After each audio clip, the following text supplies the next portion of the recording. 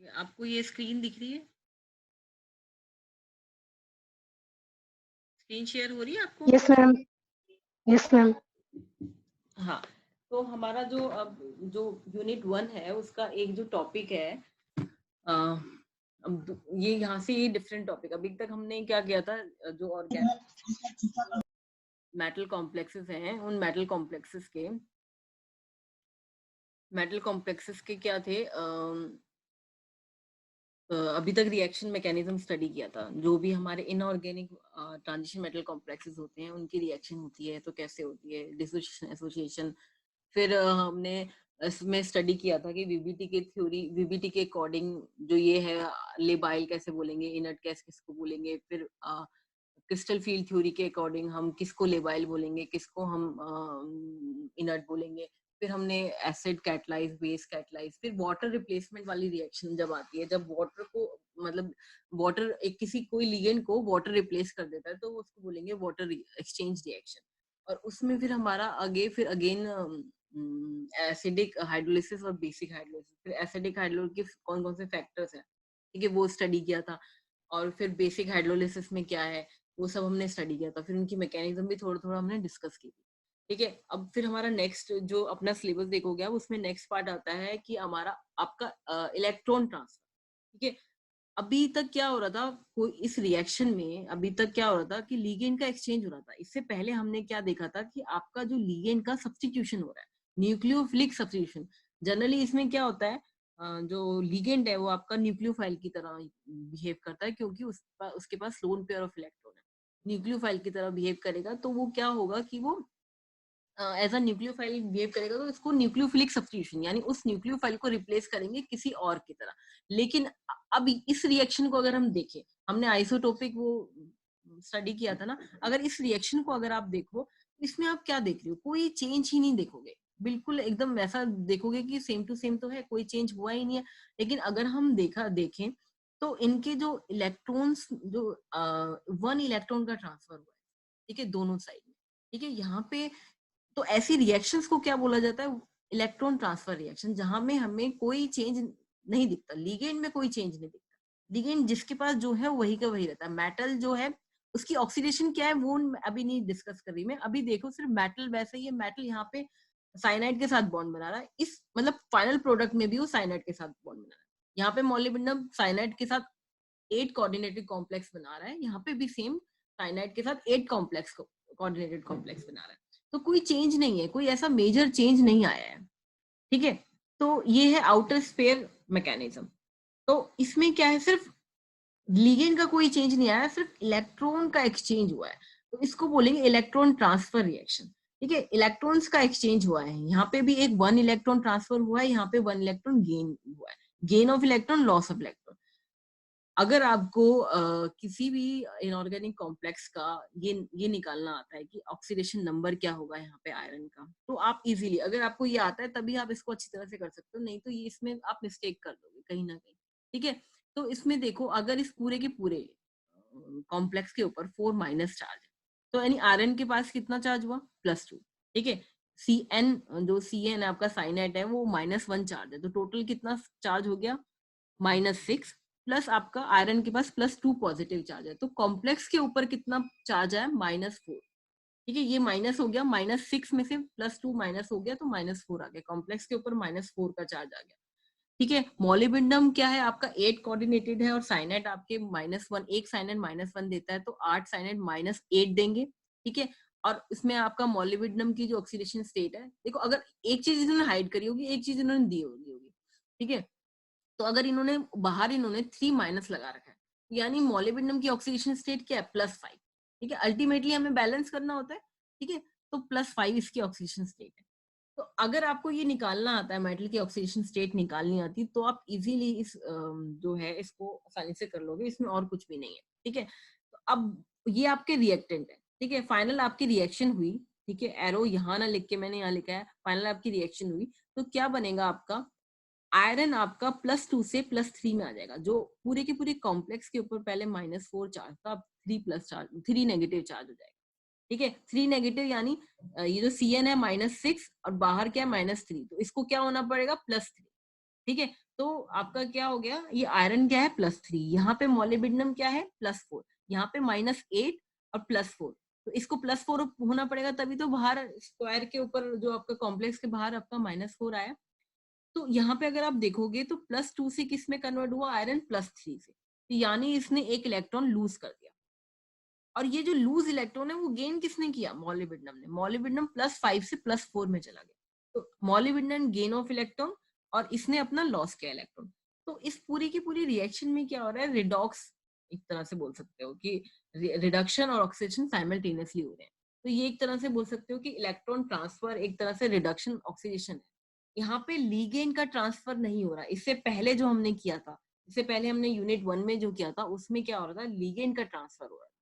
Ligand आपका substitute हो रहा था इधर से उधर, चाहे वाटर को हम एक्सचेंज करा रहे हैं, चाहे हम उसमें OH इंट्रोड्यूस करा रहे हैं बेसिक हाइड्रोलिसिस में, चाहे हम कुछ भी और कुछ कर रहे हैं, उसमें आपका लीगेंड का सब्सटीट्यूशन हो रहा था। न्यूक्लियोफिलिक सब्सटीट्यूशन की तरह अभी तक हमने जो रिएक्शन करी थी वो है। अब ये इसमें जो आपका जो नया टॉपिक है उसमें क्या है, इलेक्ट्रॉन ट्रांसफर रिएक्शन। सिर्फ इलेक्ट्रॉन का ट्रांसफर होगा, कोई भी ना मेटल चेंज हो रहा है ना उसका लीगेंड चेंज हो रहा है, बस उनकी आपका ऑक्सीडेशन नंबर जो है वो चेंज हो रहा है। तो ये ऑक्सीडेशन नंबर क्या है, इलेक्ट्रॉन का चेंज, तो इलेक्ट्रॉन का ट्रांसफर हो रहा है इसमें। One is oxidant, one is reductant, ठीक है। तो इसमें ऑक्सीडेशन रिडक्शन से ये पूरी की पूरी रिएक्शन आपकी पॉसिबल है, ठीक है। ऐसी टाइप की रिएक्शंस को हम क्या बोलते हैं, इलेक्ट्रॉन ट्रांसफर रिएक्शन, जिसमें आपको पता ही नहीं चलेगा कि ट्रांसफर हो क्या रहा है, ठीक है। मेटल वही का वही है, लिगेंड वही के वही अटैच है, बस आप इसकी ऑक्सीडेशन, इसका पूरा का पूरा कॉम्प्लेक्स का जो वो चार्ज चेंज हुआ है, ठीक है। जब न्यूट्रल होगा ना तब में उसमें भी नहीं पता चलेगा, ये तो चलो इसमें चार्ज का आपको पता चल रहा है, सपोज करो यहाँ पे H2O, तो वहां तो हमें पता ही नहीं चलेगा, ठीक है। तो इस तरह से हम तो ऐसी टाइप की रिएक्शन को वन इलेक्ट्रॉन ट्रांसफर रिएक्शन बोलते हैं। इसमें ना 2 टाइप की मैकेनिज्म होती है, आउटर स्पेस मैकेनिज्म और होता है इनर स्पेस मैकेनिज्म। अब ये जो कह रहे हैं जो आपका इलेक्ट्रॉन ट्रांसफर है ये किस साइड से हो रहा है, मतलब आपके स्फीयर के अंदर इलेक्ट्रॉन ट्रांसफर हो रहा है कि आउटर बाहर से ट्रांसफर हो रहा है, ठीक है। तो ये 2 टाइप की मैकेनिज्म है। फर्स्ट हम स्टडी करेंगे आउटर स्पेस मैकेनिज्म, ठीक है। आउटर स्पेस मैकेनिज्म के लिए हमारी देखो मैकेनिज्म क्या होता है, हो कैसे रहा है ये जो इलेक्ट्रॉन का ट्रांसफर है, हो कैसे रहा है। तो देयर इज नो ब्रिजिंग, इसमें क्या होता है आउटर स्पेस में हमारा कोई ब्रिजिंग नहीं है, ठीक है। कोई ब्रिज नहीं बना रखा ये, इस कॉम्प्लेक्स और उस कॉम्प्लेक्स के बीच में कोई ब्रिज नहीं है कि आपका इलेक्ट्रॉन ट्रांसफर हो।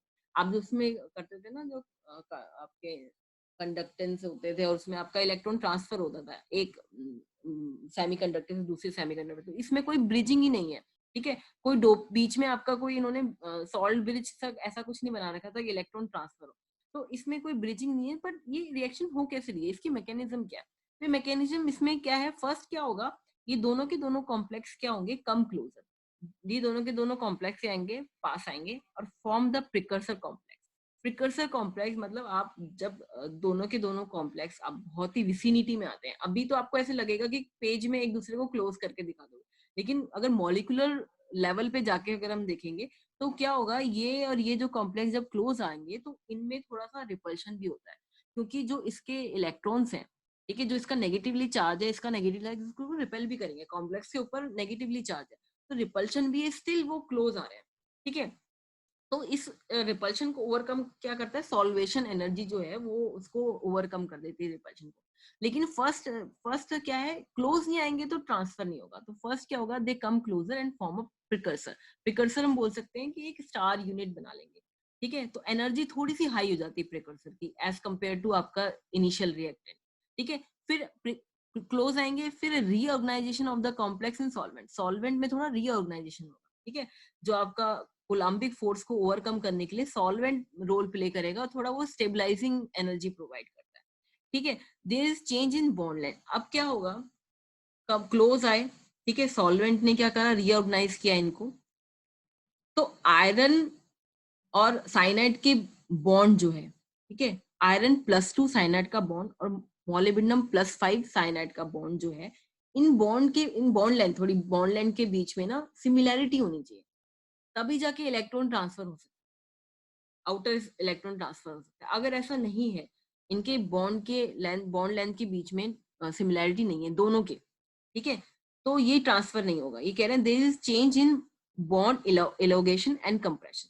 अगर ये सपोज करो आपका बॉन्ड स्मॉल है और ये आपका क्या है, आपका स्मॉल, आपका बहुत लॉन्ग बॉन्ड है, मोलिब्डेनम और कार्बोनिल का बहुत लंबा बॉन्ड है, और आयरन और साइनाइड का जो है बहुत ही स्मॉल बॉन्ड है, क्योंकि आयरन आपका फर्स्ट ट्रांजिशन है, ये सेकंड ट्रांजिशन एलिमेंट है, ठीक है। तो ये बड़ा होगा तो इसमें जो बॉन्ड लेंथ है वो भी बढ़ जाएगी। तो अगर सिमिलैरिटी नहीं हुई तो ये ट्रांसफर नहीं हो सकता, ठीक है। तो इसको सिमिलैरिटी प्रोवाइड करने के लिए क्या होगा कि इसको जो ये बड़ा है उसको थोड़ा कंप्रेस होना पड़ेगा, जो स्मॉल है बॉन्ड आयरन साइनाइड का जो बॉन्ड स्मॉल है उसको कंप्रेस होना, थोड़ी उसको एलोंगेट होना पड़ेगा, जो आपका पहले से बड़ा है उसको कंप्रेस होना पड़ेगा, तभी जाके तो आपके सिमिलर पॉइंट पे लाई करेंगे ये, ठीक है, कि इन दोनों की आपकी जो बॉन्ड लेंथ है वो सिमिलर हो जाए, तभी जाके इलेक्ट्रॉन ट्रांसफर होगा। ये फर्स्ट, ये इसकी कंडीशन है। आउटर स्फीयर मैकेनिज्म के लिए क्या क्या स्टेप फॉलो होंगे, पहले वो क्लोज आएंगे, फिर सॉल्वेंट उसको रीऑर्गेनाइज करेगा मॉलिक्यूल को, फिर क्या होगा, there is change in bond elongation and compression take place. This is possible because of Frankel condom principle. Franck Condon principle आपको पता है, ठीक है। उसमें आयरन साइनाइड बॉन्ड और molybdenum cyanide bond has to be same in order of electron transfer. अगर हमें electron transfer करना है तो ये जो बॉन्ड लेंथ है इनका वो ऑलमोस्ट सेम होनी चाहिए। तो अगर सेम नहीं है तो विद इन सॉल्वेंट के अंदर क्या करेंगे, वो कंप्रेशन और एलोंगेशन करेंगे। So order of the bond length then electron, अगर आपके same order of bond length होगी तभी इलेक्ट्रॉन का ट्रांसफर होगा, नहीं तो नहीं होगा। तो ये इसका मैकेनिज्म होगी। आउटर स्फीयर की मैकेनिज्म क्या हुई, कोई ब्रिजिंग लिगेंड नहीं है, बट इसके क्या मैकेनिज्म, वो पास आएंगे, ठीक है, सॉल्वेंट उसको रिऑर्गेनाइज करेगा और फिर आपका ये जो है ये ऑब्टेन्ड हो जाएगा आपका। और क्या होगा, बॉन्ड लेंथ, आपकी जो बॉन्ड लेंथ है वो आपका कंप्रेशन और इलोंगेशन होगा बॉन्ड में, जिसको जहां पे जरूरत है, और फिर वो अगर सेम ऑर्डर में आ जाएगी तो आपका बॉन्ड इलेक्ट्रॉन ट्रांसफर हो जाएगा। First overcome the coulombic force.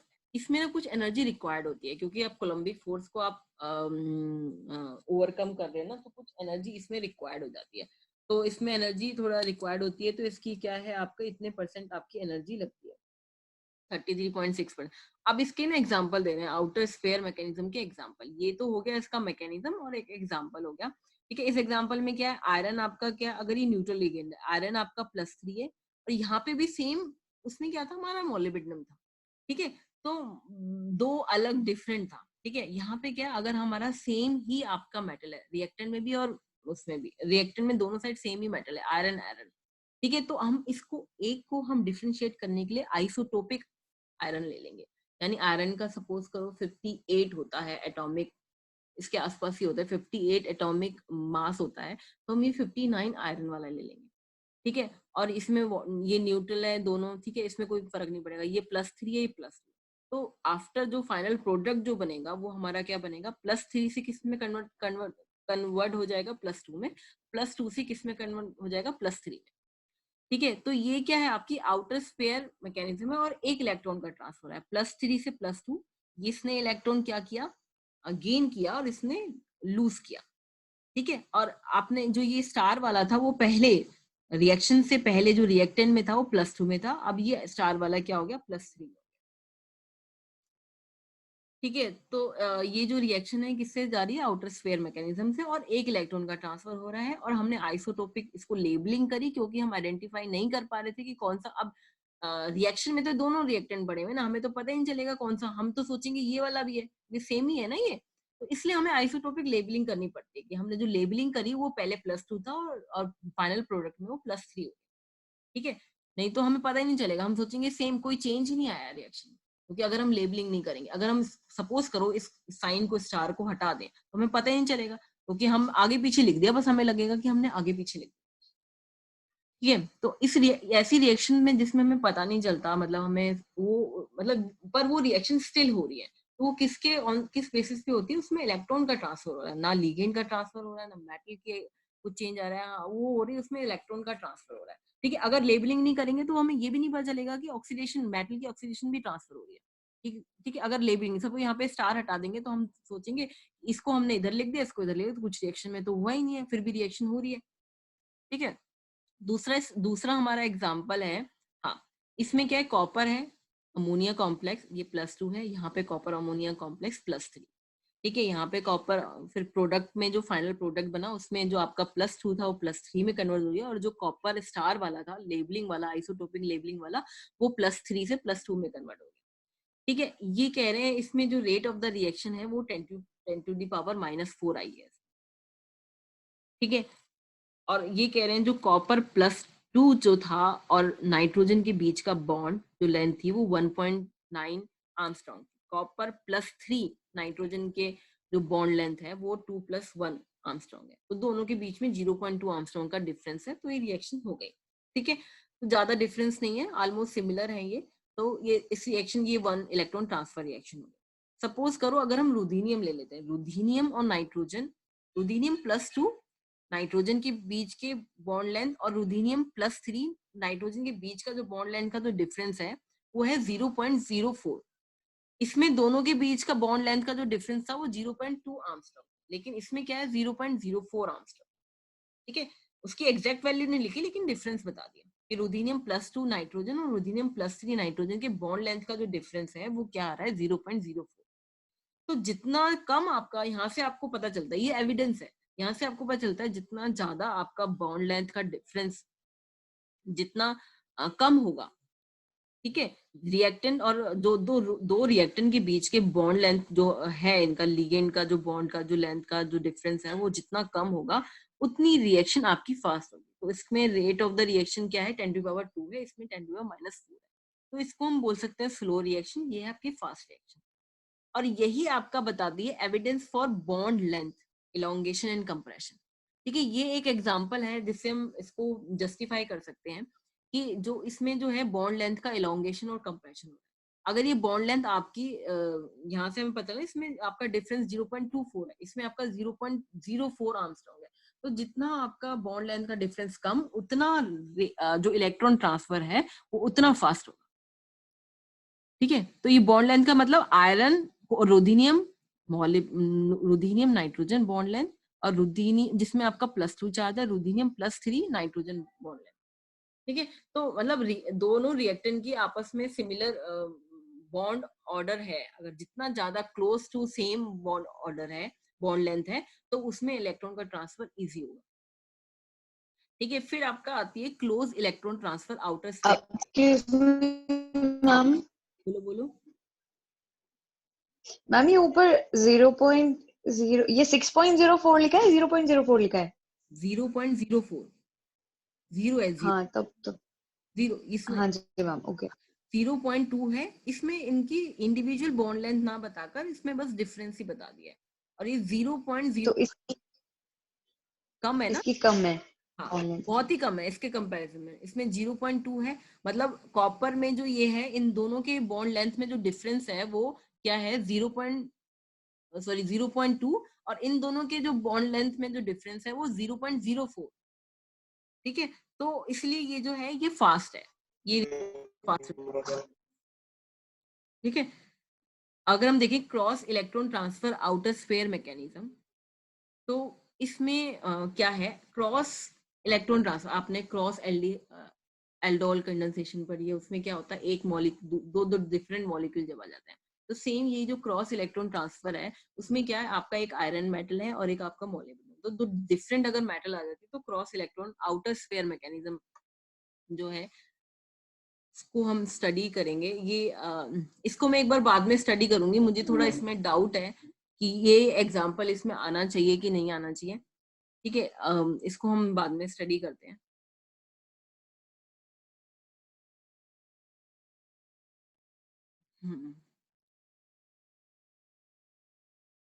इसको बाद में स्टडी करते हैं। फिर आपका एक और दूसरा एग्जाम्पल है रुदीनियम, इस तरह के भी एग्जाम्पल मिल सकते हैं आपको। रुदीनियम बाइपिरिडीन का कॉम्प्लेक्स है जो +2 चार्ज है उसमें। ठीक है, लाइट की प्रेजेंस में क्या होगा, जो रुदीनियम है एक्साइट, जो इसमें बॉन्डिंग में जो इलेक्ट्रॉन्स थे वो जब लाइट की प्रेजेंस में क्या होगा, ये H न्यू है, लाइट की प्रेजेंस में क्या होगा, जो आपका रुदीनियम है वो एक्साइटेड हो जाएगा। ठीक है, एक्साइटेड कॉम्प्लेक्स की तरह बिहेव करता है, यानी जो यहाँ पे जो रुदीनियम में जो इलेक्ट्रॉन्स थे, रुदीनियम के जो एनर्जी लेवल में जो इलेक्ट्रॉन्स थे वो ट्रांसफर होके एंटी बॉन्डिंग में चले जाएंगे जैसी लाइट उसमें पास करेगी। एंटी बॉन्डिंग में चले जाएंगे तो वो रुथेनियम क्या हो जाएगा, एक्साइटेड हो जाएगा, एक्साइटेड रुथेनियम। अब एंटी बॉन्डिंग में अगर इलेक्ट्रॉन चले गए रुथेनियम के एंटी बॉन्डिंग में, पहले ग्राउंड में थे, जब वो बॉन्डिंग में थे रुथेनियम के, और लाइट की प्रेजेंस में लाइट उसमें पड़ी तो वो एंटी बॉन्डिंग में चले गए। एंटी बॉन्डिंग में जब चले गए तो क्या हुआ, वो एज अ आप रिड्यूसिंग एजेंट की तरह काम करोगे। वो इजीली एंटी बॉन्डिंग में जो इलेक्ट्रॉन है इजीली अवेलेबल है किसी भी स्पीशीज को इलेक्ट्रॉन देने के, ठीक है। एंटी बॉन्डिंग आपके हायर एनर्जी लेवल पे है, वो स्टेबल नहीं है इतने, तो वो इजीली डोनेट किए जा सकते हैं। तो पहले वो होमो में थे, ठीक है, पहले वो बॉन्डिंग ऑर्बिटल में इलेक्ट्रॉन थे, लेकिन जैसी लाइट पास हुई एंटी बॉन्डिंग में चले गए, और वो कैसे एक्ट करेंगे, एज अ रिड्यूसिंग एजेंट की तरह काम करेंगे, दूसरे को रिड्यूस करेंगे, खुद ऑक्सीडाइज हो जाएंगे, ठीक है। तो एक ये एग्जांपल हो गया इसका। इसमें भी थोड़ा सा मतलब इलेक्ट्रॉन ट्रांसफर नहीं है, मतलब मेटल लिगेंड कॉम्प्लेक्स बोल सकते हैं, इसमें मेटल जो है। मैम ये आउटर स्फीयर का एग्जांपल है। आउटर स्फीयर का नहीं है, इसको आप अलग से स्टडी कर सकते हो, ठीक है। ऐसा मतलब रुथेनियम के केस में ऐसा होता है, ठीक है। अब इसको एक बार, इसको क्रॉस को मैं बार बार एक बार चेक करूंगी, क्रॉस इलेक्ट्रॉन ट्रांसफर मेरे हिसाब से इसमें नहीं आना चाहिए, इनर स्पेस का, इनर आना चाहिए, ठीक है। इनर, हाँ, अब क्या है, inner sphere mechanism, outer sphere, outer sphere mechanism. आपको दो चीज बताई थी, जो रिएक्टेंट है वो आपके कम क्लोज आने की मैकेनिज्म, जो क्या है क्लोज आएंगे, क्लोज आने के बाद सॉल्वेंट की वजह से वो रीअरेंज होंगे, और फिर उसमें बॉन्ड का इलोंगेशन और कंप्रेशन होगा, अगर सेम ऑर्डर पे लाना है तो, ठीक है। अगर वो फ्रैंकल क्वांटम प्रिंसिपल तभी ट्रांसफर हो सकता है जब बॉन्ड लेंथ सेम होगी, इलेक्ट्रॉन तभी ट्रांसफर होगा जब बॉन्ड लेंथ आपकी सेम होगी। बॉन्ड लेंथ में बहुत ज्यादा डिफरेंस है तो वो रिएक्शन होगी ही नहीं, ठीक है। तो आपने आउटर स्फीयर मैकेनिज्म में अभी तक ये स्टडी किया, ठीक है। उसमें एक एग्जांपल आपने ये स्टडी किया कि बॉन्ड लेंथ, इससे आप बता सकते हो कि बॉन्ड लेंथ क्या है, ये एविडेंस बोल सकते हो कि कैसे बोल सकते हो इसमें बॉन्ड लेंथ एलोंगेशन और कंप्रेशन हो रहा है, तो ये उसका एक एग्जांपल है, ठीक है। कि ये स्टडी करा इन्होंने, ये पाया कि जिसके आपका बॉन्ड लेंथ, जितना आपकी ज्यादा बॉन्ड लेंथ है वो रिएक्शन स्लो हो रही है, और जिसमें बॉन्ड लेंथ आपकी सेम ऑर्डर में वो रिएक्शन फास्ट हो रही है, ठीक है। ये नॉर्मल एग्जाम्पल हो गया। अब हम outer inner space sphere mechanism पे आ जाते हैं। इनर स्फीयर मैकेनिज्म में आपकी 4 कंडीशन है जो फॉलो होनी चाहिए, ठीक है। इनर स्फीयर मैकेनिज्म अभी स्टडी करेंगे, उसके लिए सेम ही रिएक्शन है, आपको पता ही नहीं चलेगा कि सेम ही लिगेंड का एक्सचेंज हो जाता है इसमें, बस एक लिगेंड का एक्सचेंज होता है, बाकी हमें सारी चीजें सिमिलर दिखती हैं, ठीक है। फर्स्ट कंडीशन क्या है इनर स्फीयर मैकेनिज्म के लिए, अगेन इनर स्फीयर मतलब स्फीयर, विद इन स्फीयर के अंदर ट्रांसफर हो रही है, मतलब इलेक्ट्रॉन जो ट्रांसफर हो रहे हैं ऐसा कुछ है जो पहले से ब्रिजिंग प्रोवाइड कर रहा है, और इलेक्ट्रॉन जंप करके दूसरे रिएक्टेंट के पास चले जा रहे हैं। तो ऐसे ये कौन सी मैकेनिज्म होगी, inner sphere, sphere sphere with in sphere आप इलेक्ट्रॉन ट्रांसफर हो रहा है। आउटर स्फीयर में ऐसा नहीं था क्योंकि उसमें ब्रिजिंग ही नहीं थी, ठीक है। आउटर स्पेस में क्या है, ब्रिजिंग ही नहीं है, बस बॉन्ड इलांगेशन और कंप्रेशन हो रहा है, इसमें ऐसा कुछ नहीं होगा। इनर स्पेस स्फीयर मैकेनिज्म में इसमें प्रोवाइड किया जाएगा, स्पेशली प्रोवाइड कराया जाएगा एक ब्रिजिंग लिगेंड, ठीक है, जो दो रिएक्टेंट को ब्रिज करेगा, ठीक है। तो इसकी कंडीशंस क्या है, electron is transfer through bridging ligand, तो आपके पास एक ब्रिजिंग लिगेंड होना चाहिए। ब्रिजिंग लिगेंड जनरली आपका क्लोरीन, आयोडीन, ब्रोमीन, साइनाइड, ठीक है। अभी और एग्जांपल दूंगी, electron is transfer through bridging ligand. Electron कैसे ट्रांसफर होगा, ब्रिजिंग लिगेंड होना ही चाहिए, ठीक है। So there should be a bridging ligand, ठीक है, ब्रिजिंग लिगेंड होना चाहिए। One of two complex should be labile, दो कॉम्प्लेक्स में से एक कॉम्प्लेक्स क्या होना चाहिए, लेबाइल होना चाहिए। लेबाइल मींस आपका रिएक्टिव होना चाहिए, या बोल सकते हो कि उसका जो वो है इजीली रिप्लेस हो जाए, उसका जो लिगेंड्स है वो इजीली रिप्लेस हो जाए। One of the two complex should be labile. Third condition है complex should not be saturated, coordinated saturated बोल सकते हो इसको।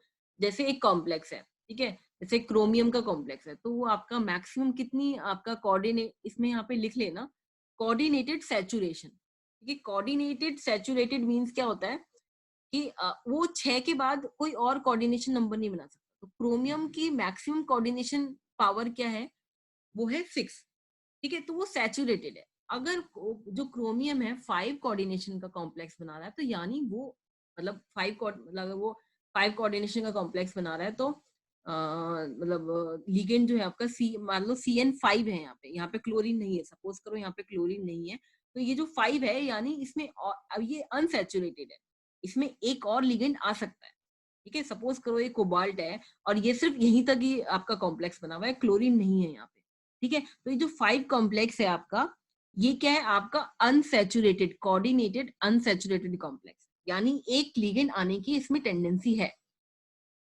ठीक है। तो complex should not saturated, it should be unsaturated, ठीक है। तो कॉम्प्लेक्स हमेशा क्या होना चाहिए, अनसैचुरेटेड होना चाहिए, तभी तो रिएक्शन हो पाएगी, ठीक है। इसको और एक्सप्लेन करेंगे जब हम रिएक्शन करेंगे। और फोर्थ पॉइंट है ligand exchange take place generally, मतलब इसमें इस रिएक्शन में लिगेंड का एक्सचेंज होता है, ठीक है। ये सारी कंडीशन है इनर स्फीयर मैकेनिज्म की, ठीक है। अब हम एग्जांपल देख लेते हैं, ठीक है। एक तो ब्रिजिंग लिगेंड होना चाहिए, एक जो 2 कॉम्प्लेक्स में से एक कॉम्प्लेक्स लिबाइल होना चाहिए, complex should not be saturated, it should be unsaturated होना चाहिए, ये शुड भी है, ये मस्ट नहीं है, मस्ट कंडीशन नहीं है। और ligand exchange take place generally, इसमें और लिगेंड का एक्सचेंज होता है। अब इसको एग्जांपल ले लें, ये एग्जांपल 1 तो जल्दी से कर लेते हैं, ये एग्जांपल 1 हो गया, ठीक है। इसमें क्या है आपका कोबाल्ट +3 है और क्रोमियम क्या है +2। इसको जल्दीबाजी में नहीं करेंगे, आराम से करेंगे, ठीक है। अगर बंद हो जाएगा तो हम दोबारा से ऐसा करती हूँ, मैं बंद करके इसको दोबारा से स्टार्ट कर लेती हूँ क्योंकि 9 मिनट रह गए, ठीक है। क्योंकि इसको अच्छी से इनर स्पेस बहुत इंपॉर्टेंट है, आप लोग जल्दी से ज्वाइन कर लेना, ठीक है। मैं इसको एंड कर रही हूँ यहाँ पे और फिर मैं कर रही हूँ क्योंकि इनर स्पेस से फिर मैं इसको आराम से स्टडी मतलब बताना चाहती हूँ क्योंकि इंपॉर्टेंट है।